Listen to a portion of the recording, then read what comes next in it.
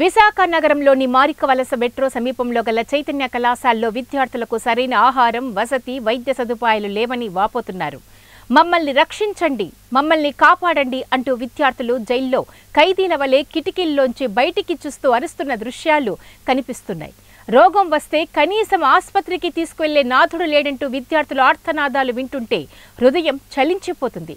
జైల్లో ఖైదీల వలె బంధించిన కళాశాల యాజమాన్యం విద్యార్థులను మీడియాతో మాట్లాడనివ్వకుండా అడ్డుకున్న వైనం, వాళ్ళ సమస్యలను లెటర్ రూపంలో రాస్తూ కిటికీల నుండి కిందికి మీడియా ప్రతినిధులపై విసురుతున్నారు. ఆ లెటర్లలో వాళ్ళ బాధలను చెప్పుకుంటూ మమ్మల్ని పట్టించుకోవట్లేదు అంటూ వాపోతున్నారు. విద్యార్థుల తల్లిదండ్రులు లక్షలు ఖర్చు పెట్టి తమ పిల్లలను కళాశాల వసతి గృహాల్లో చదివిస్తుంటే కళాశాల యాజమాన్యం విద్యార్థులకు కనీస సదుపాయాలు కల్పించకుండా దారుణంగా వ్యవహరిస్తున్నాయి.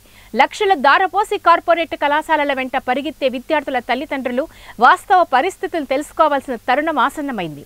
అలాగే ప్రైవేటు కళాశాలల్లో నిర్దేశించిన ప్రమాణాలు ఏ మేరకు పాటిస్తున్నాయన్నది విద్యాశాఖ అధికారులు ఎప్పటికప్పుడు తనిఖీలు నిర్వహించాలి.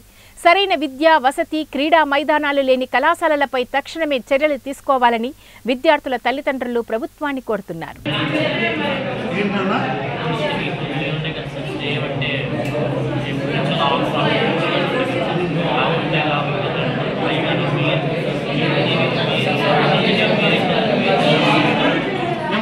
స్టార్ట్ చేస్తాం మేము అదే తింటున్నాం కదా, మీరు ఎందుకు తింటారు అంటున్నారు.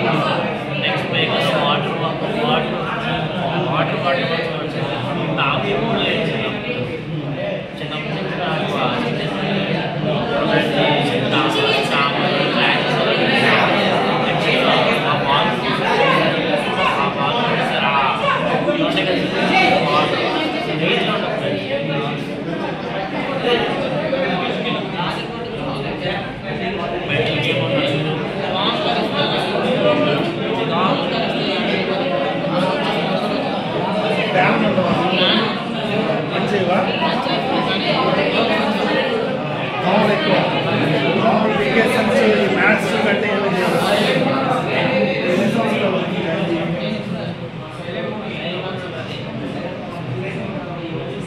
టిఫిన్ బాగా పెడతారా?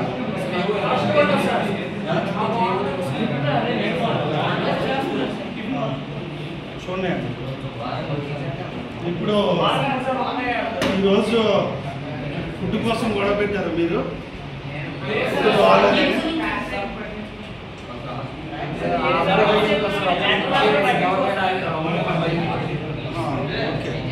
మీరందరూ ధైర్యంగా ఉండండి.